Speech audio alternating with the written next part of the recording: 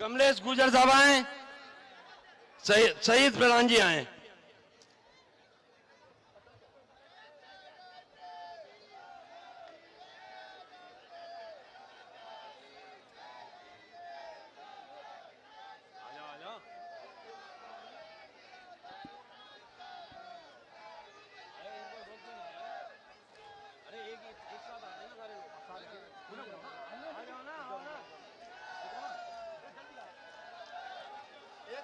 अरे एक साथ भाई साहब, एक साथ।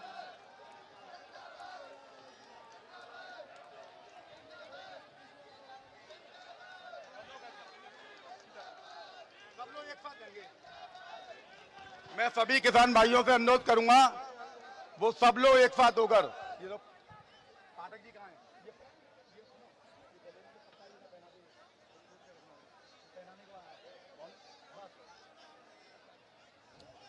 बहुत बहुत धन्यवाद। मैं सभी लोगों से अनुरोध करूंगा, कृपया तालियां बजाकर स्वागत करें। बहुत बहुत धन्यवाद।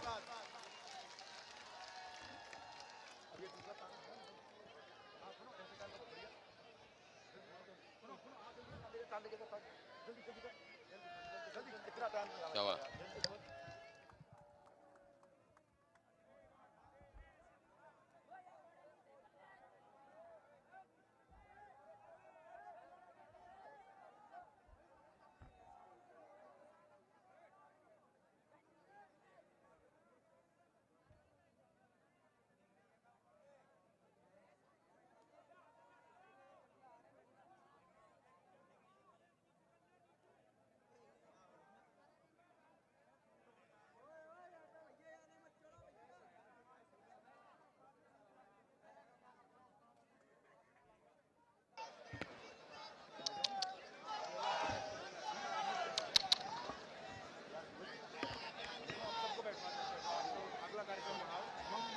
मैं सभी लोगों से अनुरोध करूंगा, मंच पर सब लोग बैठ जाएं।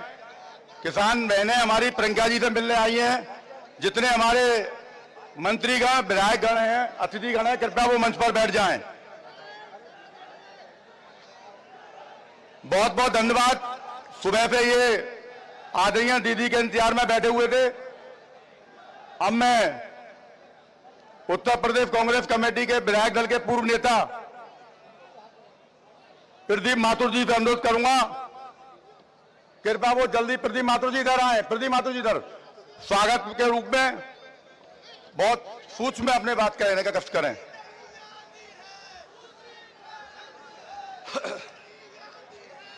आदरणीय श्रीमती प्रियंका गांधी जी, हर दिल अजीज महबूब नेता पूरे देश की, हमारे मंच पे आसीन बड़े भाई प्रमोद तिवारी जी, राजीव शुक्ला जी, हमारे प्रदीप जैन आदित्य जी और मंच पे उपस्थित दीपेंद्र हुडा जी और सभी हमारे उत्तर प्रदेश कांग्रेस कमेटी के अध्यक्ष, बहुत ही जुझारू अध्यक्ष अजय कुमार लल्लू जी, मंचासीन फ्रंटल ऑर्गेनाइजेशन के सभी अध्यक्षगण और सामने बैठे हमारे हजारों की संख्या में आए हुए अन्नदाता किसानों, हम आपका स्वागत करते हैं।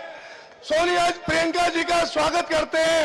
इस कृष्ण भगवान की जन्मभूमि पर कृष्ण भगवान ने कंस को मार के जिस तरह से पापों का हरण किया था, जिस तरह से जनता को बचाया था, हम आपसे उम्मीद करते हैं आप भी उसी तरह किसानों के इन 3 काले कानूनों को वापस दिलाकर अन्नदाता को राहत दिलाएंगी। आप बराबर मेहनत कर रही हैं, किसानों के लिए लड़ाई लड़ रही हैं। मुझे याद है नेहरू जी ने, इंदिरा जी ने हरित क्रांति लाई, उसके बाद हमारे नेता राहुल गांधी जी ने भूमि अधिग्रहण बिल पास कराया, उसके बाद आज आप किसानों की लड़ाई लड़ रही हैं।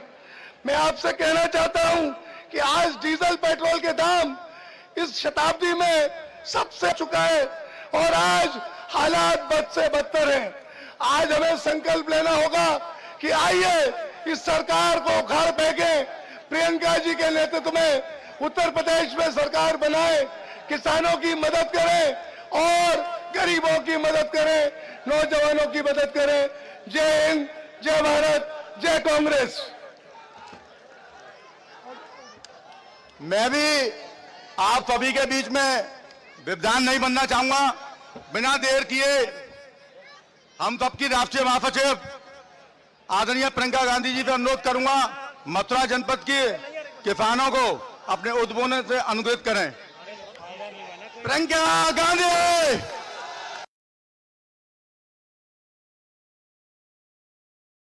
प्रियंका गांधी।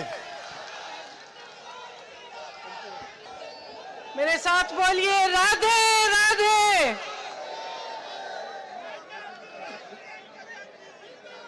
अजय लल्लू जी, प्रदीप माथुर जी, प्रमोद तिवारी जी, राजीव शुक्ला जी, विवेक बंसल जी, प्रदीप जैन आदित्य जी, दीपेंद्र हुडा जी, राशिद अलवी जी, दीपक चौधरी जी, उमेश शर्मा जी, महेश पाठक जी, पंकज मलिक जी, अनिल चौधरी जी, हरिंदर अग्रवाल जी, नसीमुद्दीन सिद्दीकी जी, एआईसीसी के सारे सचिव, यूथ कांग्रेस, एनएसयूआई, महिला कांग्रेस सेवा दल के कार्यकर्ता, नेतागण, आप सब जो यहाँ आज मेरी बातों को सुनने के लिए उपस्थित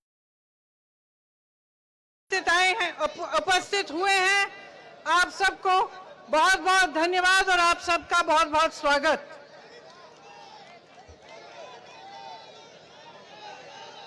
मेरा सौभाग्य है कि मैं आज इस पवित्र धरती पर खड़ी हूं। एक बार मेरे साथ बोलिए, बांके बिहारी महाराज की जय, गिरिराज महाराज की जय, जमुना मैया की जय। ये धरती मथुरा की धरती है। ये धरती अहंकार को तोड़ती है। भगवान श्री कृष्ण ने अहंकार में डूबे इंद्रदेव जी के अहंकार को तोड़ने के लिए गोवर्धन पर्वत को उठाकर इस धरती के लोगों की रक्षा के लिए यहां लाए थे। तब से यहां अन्नकूट को वर्धन पूजा होती है। आज भाजपा सरकार ने भी अन्नदाता के लिए अहंकार पाल लिया है।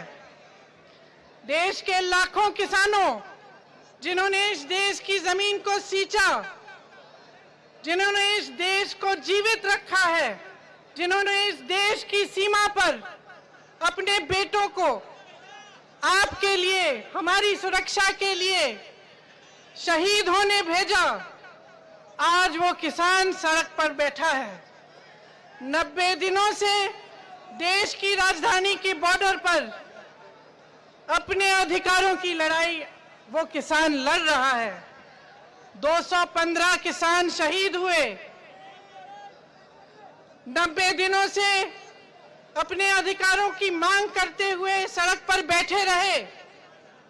इस सरकार ने बिजली काटी, पानी बंद किया, मारपीट कराई, उन्हें प्रताड़ित किया, लेकिन उनकी बात नहीं सुनी, उनकी सुनवाई नहीं की। प्रधानमंत्री जी जो अपने शासनकाल में दुनिया के हर कोने तक पहुंच पाए, वे दिल्ली, इस देश की राजधानी जिसमें वो रहते हैं, उसके बॉर्डर तक नहीं पहुंच पाए। आपसे, किसानों से बात करने के लिए वो न आए, न उन्होंने किसी को भेजा, और आपकी समस्याएं, उनकी सुनवाई नहीं हुई। जब नेता का अहंकार इतना बढ़ जाता है कि वो जनता से अलग हो जाता है, तो उसकी नीतियां जनता से भी अलग होती हैं और जनता की भलाई के लिए नहीं बनती। कवि रामधारी सिंह दिनकर जी ने कहा था, कृष्ण की चेतावनी के माध्यम से, कि जब नाश मनुज पर छाता है, पहले विवेक मर जाता है। इस सरकार का विवेक मर चुका है। भगवान कृष्ण इनका भी अहंकार तोड़ेंगे। आप सब अच्छी तरह जानते हैं कि पिछले सालों में आलू के किसानों की कितनी समस्या हुई थी। जब कोल्ड स्टोरेज का भाड़ा आलू की कीमत से बढ़ गया था। कई ऐसे किसान थे जिन्होंने आलू सड़क पे गिरा दिए थे क्योंकि कीमत नहीं मिल रही थी। तब से आज तक क्या परिवर्तन आया है? जिस सरकार ने आपको तमाम वादे किए थे कि आपकी आमदनी दुगनी होगी, आपको बकाया मिलेगा गन्ना का, उसने आपके लिए कुछ नहीं किया। आप सब जानते हैं कि गन्ने का बकाया 15,000 करोड़ रुपए है। आज पूरे देश भर का बकाया है ये। इसी प्रधानमंत्री ने अपने लिए 2 हवाई जहाज खरीदे हैं। उन 2 हवाई जहाजों की कीमत 16,000 करोड़ रुपए है। आपके बकाये की कीमत 15,000 करोड़ रुपए है। आपको बकाया नहीं मिला, लेकिन प्रधानमंत्री जी ने अपने लिए 2 हवाई जहाज खरीदे। ये उनकी नीयत है, समझ लीजिए। गन्ने के दाम वही के वही हैं। पेट्रोल डीजल के दाम बढ़ते चले जा रहे हैं। आज बिजली के दाम बढ़ते चले जा रहे हैं। स्मार्ट मीटर से लूट हो रही है। रसोई गैस की कीमत बढ़ती चली जा रही है। डीएपी के दाम बढ़ गए हैं। ओलावृष्टि हुई, आपको क्या मुआवजा मिला? बताइए, मुआवजा मिला? ओलावृष्टि हुई, तमाम आपकी जो उपज है खराब हुई, आपको मुआवजा नहीं मिला। धान, बाजरा और गेहूं के सही दाम आपको नहीं मिलते। गौशालाओं का बुरा हाल है। आवारा पशुओं से आप एकदम प्रताड़ित कि जो किसान है रात भर अपनी खेती में रहता है, किसान अपनी खेती को बचाने के लिए पशुओं से, और दिन भर धूप में काम करता है। इस सरकार ने आपको बहुत वादे किए, लेकिन आज भी आप उसी तरह प्रताड़ित हैं जैसे आप 2019 के चुनाव से पहले थे। ब्रज क्षेत्र की गौशालाओं का केंद्र है, यहां पर गौशालाएं किस स्थिति में है आप जानते हैं। चाहे हाथरस में हो, चाहे यहां हो, चाहे बुंदेलखंड में, तमाम वीडियो निकले जहां पे गौवंश की स्थिति दिखी।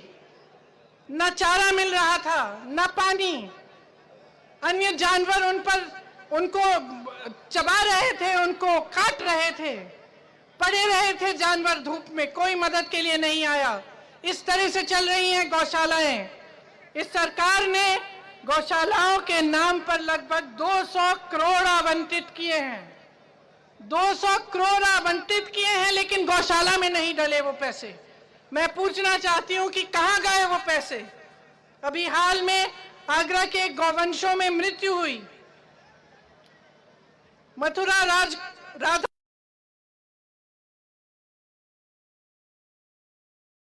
कुंड नगर पंचायत की गौशाला में गौवंशों का बुरा हाल है। लोगों से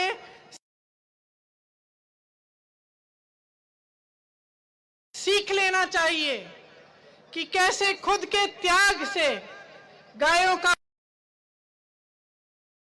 पालन पोषण होता है, लेकिन स्थिति बहुत दर्दनाक है।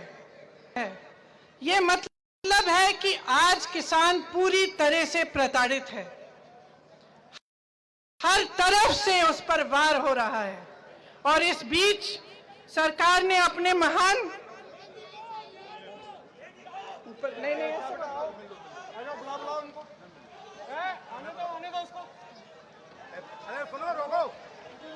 ये दीदी नीचे आ रही है, कृपया रोकें। मैं पूरे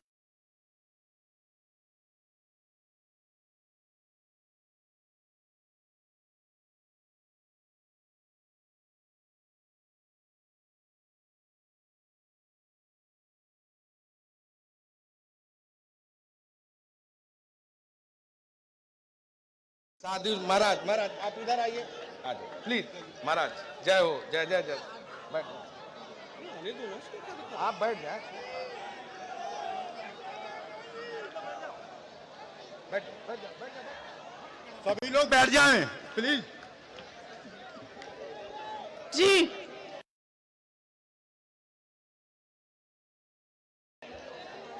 तो मैं कह रही थी, इस बीच सरकार ने अपने महान विवेक से 3 नए कृषि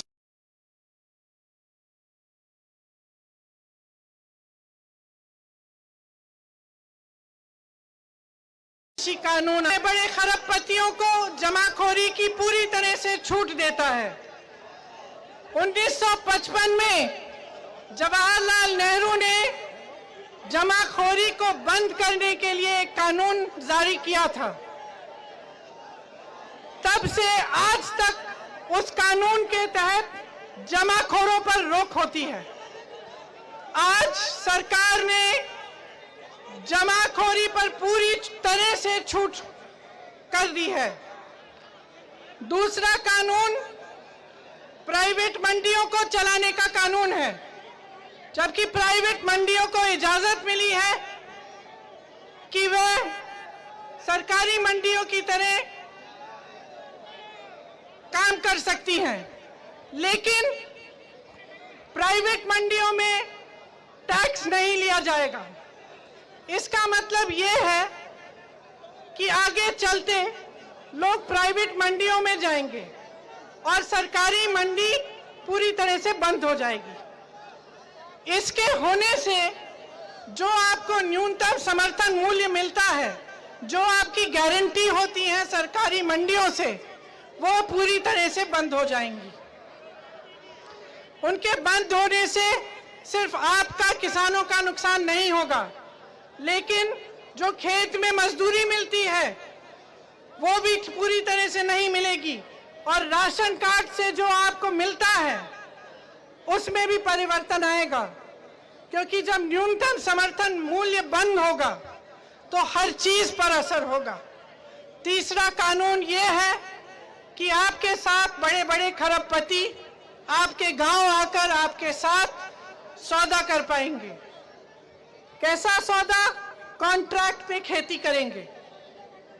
कॉन्ट्रैक्ट पर खेती करने से ये होगा कि आपके गांव में या आपके क्षेत्र में अगर बड़े बड़े कंपनी आए और आपसे मान लो उन्होंने कह दिया कि ठीक है, आप 15 किसान हो, आप यहाँ पे गेहूं की खेती करिए, और जब उपज आएगी हम आपसे ये गेहूं 500 रुपए में खरीदेंगे। जैसे जैसे समय निकला, आपने खेती की, गेहूं उगाया, आपका गेहूं तैयार हुआ, आप उस खरबपति के पास गए और कहा कि मेरा गेहूं जैसे आपने सौदा किया था आप खरीद लीजिए। आज का जो नया कानून बना है वो उस खरबपति को अनुमति देती है कि वो आपको मना कर सकता है। वो अपने सौदे पर खरा उतरे या नहीं, वो उसकी मनमानी है। वो आपको जो दाम आपके साथ कानून है, ऐसा कानून है कि अगर आपको कोई आपत्ति हो, आपने सौदा कर लिया किसी कंपनी के साथ, कंपनी ने आपको दाम नहीं दिया, आपका उपज नहीं खरीदा, आपको परे कर दिया, तो आपकी सुनवाई कहीं नहीं है। इस कानून में लिखा है कि आप अदालत में भी नहीं जा सकते, कि आपकी सुनवाई सिर्फ एसडीएम तक होगी। आप मुझे बताइए, एक तरफ आप, दूसरी तरफ बड़े बड़े खरबपति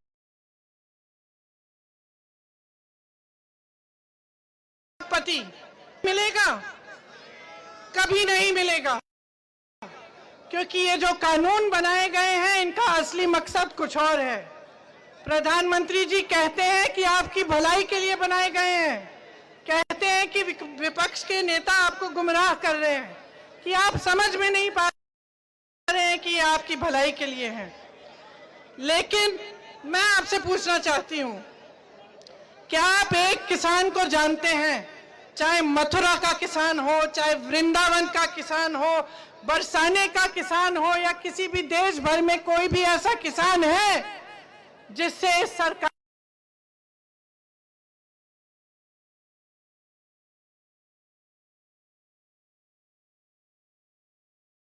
ने पूछा? मुझे बता सकते हैं, लेकिन नहीं मिलेगा आपको, क्योंकि ये कानून किसी किसान ने नहीं बनाए हैं, किसी नोटों की खेती करने वाले ने इन कानूनों को बनाया है। गेहूं, धान, बाजरा, गन्ना, मक्के, सब्जियों की खेती करने वाले ने नहीं बनाया ये कानून। ये कानून नोटों की खेती करने वालों ने बनाया है, और ये कानून उन्हीं के लिए बना है। ये कानून सिर्फ उन अरबपतियों के लिए बना है। आपने देखा होगा कुछ दिनों पहले बजट थी संसद में। इस बार इस बजट में हवाई अड्डे, बंदरगाह, LIC, air India, Bharat petroleum सब बिक रहे हैं।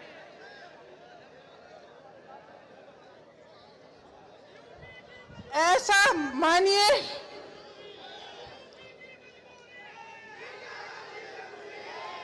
मानिए कि भाजपा सरकार ने बेचने की ऐसी भांग डाली है कि कल को कुछ नहीं पता। आप गोवर्धन पर्वत को संभाल के रखिए, कल को कुछ नहीं पता, इसी को न बेचने की कोशिश करें। इनके शासन काल में डीजल पेट्रोल पर टैक्स से केंद्र ने 21,50,000 करोड़ रुपए इकट्ठे किए हैं। अपने खरबपति मित्रों का 8 लाख करोड़ कर्जा माफ किया है, एक भी किसान का कर्जा माफ नहीं किया। अपने मित्रों के लाखों करोड़ कर्जे माफ हो गए हैं, आपका एक भी रुपया माफ नहीं हुआ। फसल बीमा के नाम पर आपसे खरबपति मित्रों ने, उनके खरबपति मित्रों ने 26,000 करोड़ रुपए कमाए हैं। 26,000 करोड़ रुपए कमाए हैं और आप इस तरह भटक रहे हैं सड़कों पे। आपकी कोई सुनवाई नहीं है। आप अपने अधिकारों की लड़ाई लड़ रहे हैं और आपका मजाक उड़ाया जा रहा है, आपका अपमान किया जा रहा है। मुझे समझ में नहीं आता कि प्रधानमंत्री मोदी जी को किसानों से कौन सी दुश्मनी है। समझ में नहीं आता कि जब आपने ही उनको प्रधानमंत्री बनाया, जब आपके वोटों के बल पर उन्हें सत्ता मिली, तब आपको इस तरह से वो क्यों ठुकरा रहे हैं, आपको बर्बाद क्यों कर रहे हैं। आपने देखा होगा, आपकी समस्याओं को सुनने के बजाय, आपके दुख दर्द को बांटने के बजाय उन्होंने भरे संसद में खड़े होकर आपका अपमान किया है, आपकी बेइज्जती की है। आप खुददार लोग हैं, मैं जानती हूं। आपको इन्होंने आंदोलनजीवी, परिजीवी कहा। इनके मंत्रियों ने तरह तरह के नाम बुलाए, आपको देशद्रोही बोला, आपको आतंकवादी बोला। जब मेरे भाई राहुल गांधी ने संसद में 215 शहीद किसानों के लिए 2 मिनट का मौन मांगा, तो सारा विपक्ष खड़ा हुआ, एक एक सांसद खड़ा हुआ, लेकिन इस सरकार का एक सांसद खड़ा नहीं हुआ, अपनी जगह बैठा रहा। यही आदर है आपके लिए।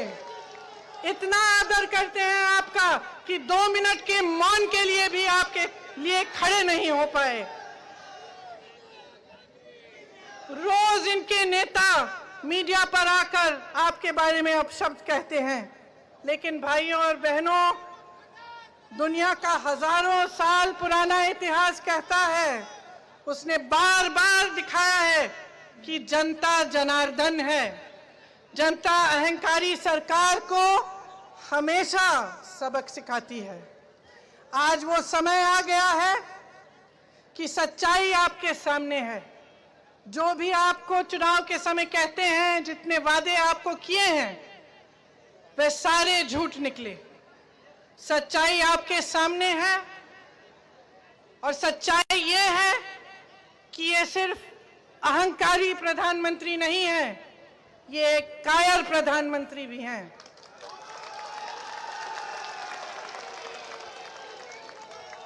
क्योंकि जैसे ही इनकी नीतियों पर और इनके निर्णयों पर सवाल उठता है, एकदम पीछे हटते हैं, जिम्मेदारी नहीं लेते। एकदम पीछे हटकर किसको दोषी ठहराते हैं? पिछली सरकारों को। ये कायरता है इनकी। निर्णय लिया है, जिम्मेदारी लो। जनता को निर्णय पसंद नहीं है, जिम्मेदारी लो और निर्णय को बदलो, जनता की बात को स्वीकार करो। ये हिम्मत नहीं है इनमें, इनमें अहंकार है और पूरी तरह से कायर हैं। जब पेट्रोल डीजल के महंगे दाम, इन्होंने दाम बढ़ाए तो भी इन्होंने कांग्रेस को दोषी ठहराया, कहा कि हमें इसलिए बढ़ाने पड़ रहे हैं क्योंकि इन्होंने पहले नहीं बढ़ाए। ये कौन सी बात हुई? मैं उनसे कहना चाहती हूं, शुक्र करिए कि पिछली सरकारों ने कुछ बनाया, आपने तो कुछ बनाया नहीं है। शुक्र करिए कि कुछ बनाया, वरना आप बेचते क्या? पूरे देश को बेच डाला, बड़े बड़े उद्योग बेच डाले। किसने बनाए थे वो उद्योग? किसके लिए बने थे वो उद्योग? जनता ने बनाए थे, वो जनता के उद्योग थे और आपने उनको बेच डाला। मैं पूछना चाहती हूं कि नोटबंदी, जीएसटी, उसके सिवाय आपकी सरकार ने क्या बनाया? उद्योगपतियों की कमर, छोटे उद्योगपतियों की कमर तोड़ने वाले कानून किसने बनाए? लॉकडाउन के समय जब लाखों लोग तंग होकर, परेशान होकर अपने गांव के लिए पैदल चले, तो आपकी सरकार ने कौन सी सुविधा बनाई उनके लिए? कौन सा साधन दिया उन्हें कि वो घर पहुंच सकते थे? क्या बनाया है आपने? शायद मोदी जी की सबसे बड़ी उपलब्धि यही है कि बहुत निष्ठा से, बहुत समर्पण से आपने अपने खरबपति मित्रों को खूब मजबूत बनाया है। लेकिन ये देश देख रहा है, ये सब कुछ बेच देने वाली सरकार को ये देश देख रहा है और आज इस देश की आवाज इसके खिलाफ उठ रही है। किसान अपने अधिकारों के लिए संघर्ष कर रहा है, जी जान से लड़ रहा है। खेती के काले कानून जब तक रद्द नहीं किए जाएंगे तब तक लड़ते रहेगा। और मैं आपसे ये कहने आई हूं कि जब तक आप लड़ते रहोगे तब तक मैं लड़ती रहूंगी। जब तक आप लड़ते रहोगे तब तक कांग्रेस पार्टी आपके साथ खड़ी रहेगी, आपके संघर्ष में शामिल होगी, आपके हर दुख में शामिल होगी, आपके हर दर्द में शामिल होगी। और जैसे ही हमारी सरकार आएगी, इन कानूनों को सबसे पहले रद्द किया जाएगा।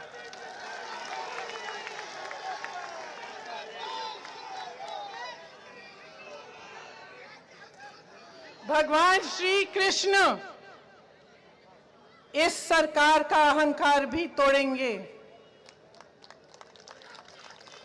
इस सरकार को भी भगवान कृष्ण की वाणी सुनाई देगी कि जो जनता कहती है वो सही है, जो धर्म कहता है वह यही है कि जनता सबसे महत्वपूर्ण है।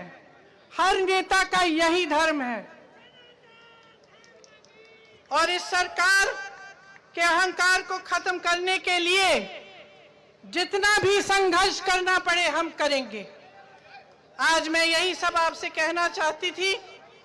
यहाँ सरकार से पीड़ित कुछ लोग, एक लड़की मेरे से मिलना चाह रही थी। मैं कहना चाहती हूँ कि आप घबराइए नहीं, मैं आपसे अलग से बात करूंगी। और मैं एक बार फिर आप सबको बहुत धन्यवाद देते हुए कहना चाहती हूँ कि जो किसान भाई शहीद हुए हैं उनके लिए हम 2 मिनट का मौन रखें। 2 मिनट का मौन रखिए।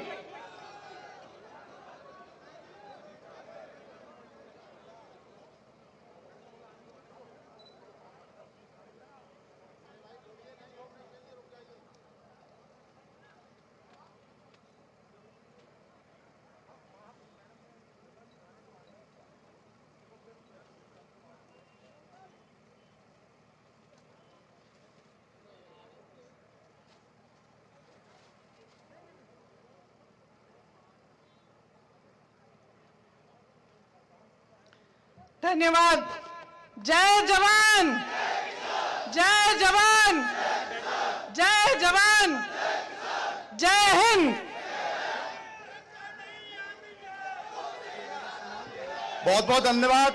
मैं अपील करूंगा सारे नेतागण से, सभी लोग बैठ जाएं, कृपया सभी लोग बैठ जाएं। प्रदीप माथुर जी और महेश पाठक जी।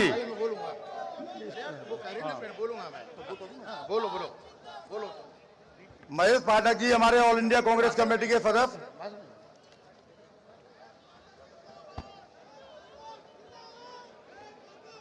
मथुरा की ब्रजभूमि में मैं हमारी महासचिव और बहन प्रियंका गांधी का बहुत अभिनंदन करता हूं। मैं ज्यादा भाषण दूंगा नहीं क्योंकि मुझे धन्यवाद के लिए बुलाया है, परंतु मैं दो बातों के तरफ जरूर बहन का ध्यान लाना चाहूंगा।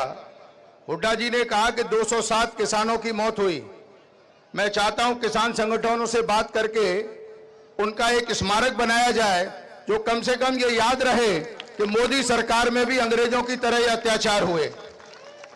दूसरा मेरा अनुरोध यह है कि इसको हम किसानों को 1-1 रुपए का चंदा देके अपनी आहुति दें, तो इन्होंने तो उनको आतंकी बनाया, और जो 80 करोड़ किसानों से हमको 1-1 रुपया मिले, उनसे 207 जो किसानों ने अपनी कुर्बानी दी है, उनके परिवारों को सहयोग दिया जाए।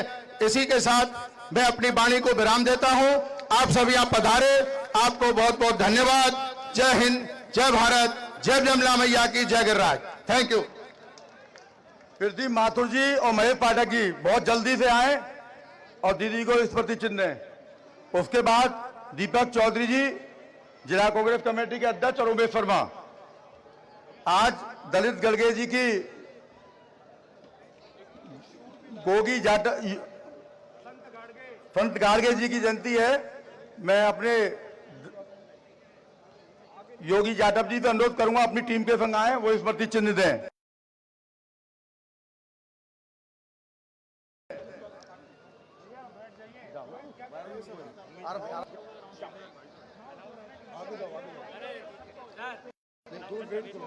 तुम वेट करो, अच्छा भाई वेट कर लो 5 मिनट आराम से। प्रियंका गांधी, प्रियंका गांधी।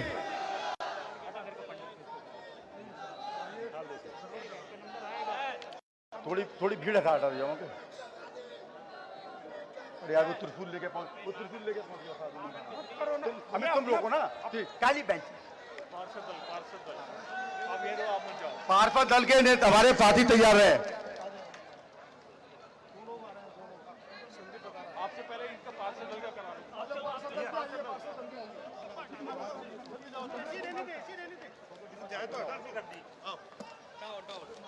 रुक जाओ, पहले ये जाओ भैया, रुक जाओ। पानी निकाल लो यार।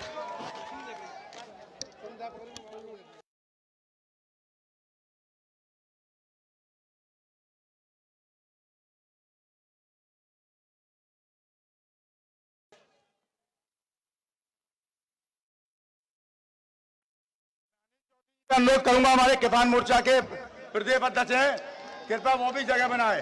और ये सभी लोग अपने स्मृति चिन्ह जो लेके जा रहे हैं, अमित दिवाकर, मुकेश धनगर, कृपया यह व्यवस्था बनाए। मैं आपसे अनुरोध कर रहा हूं, उमेश शर्मा जी, यह व्यवस्था बनाएं। देखिए मंच पर व्यवस्था बनवाएं।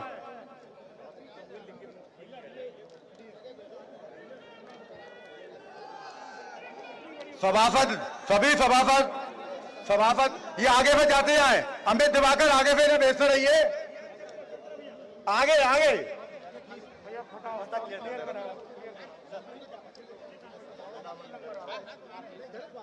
हो गया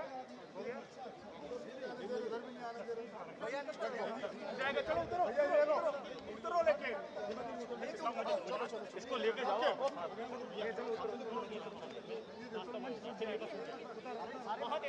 नीचे दे देना, तुम नीचे आ जाओ। नीचे हम कर रहे हैं, सारे सभासद नीचे चले जाओ।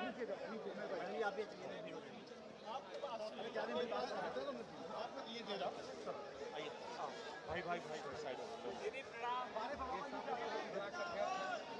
आप यहाँ आगे